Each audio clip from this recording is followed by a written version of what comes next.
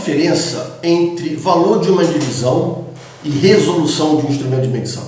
É algo que há muita confusão, principalmente na indústria, com relação a isso, né? Ou seja, o que é efetivamente o valor de uma divisão e o que é uma resolução. São coisas totalmente diferentes uma da outra. Tá?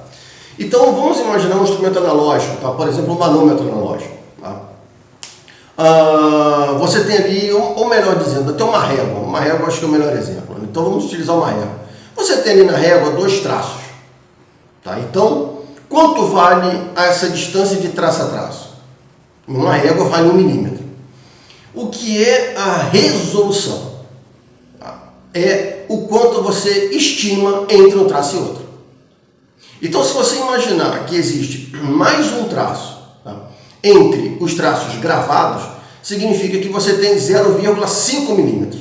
E esse 0,5 milímetros é a resolução do instrumento de medição.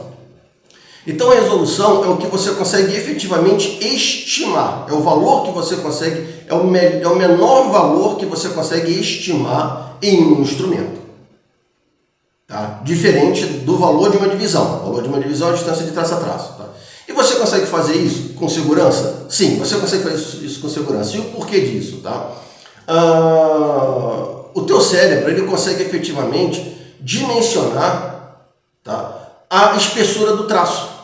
Então você consegue efetivamente imaginar o número de traços que cabem entre os traços gravados. E com isso você acaba obtendo o menor valor que você consegue ler. Mas vamos para um ponto prático disso. Tá? No caso de manômetros, né, que nós falamos inicialmente, em alguns casos nós dividimos o valor entre 25%, 50% e 75%. Tá? Então se nós tivermos, por exemplo, 1 e 2, quanto vale o 0,25%?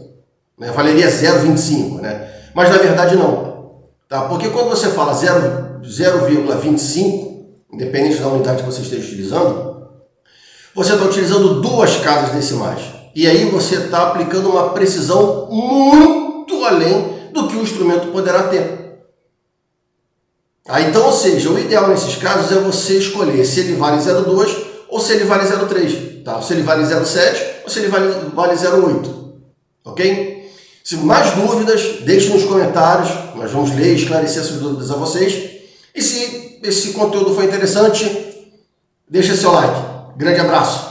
Tchau.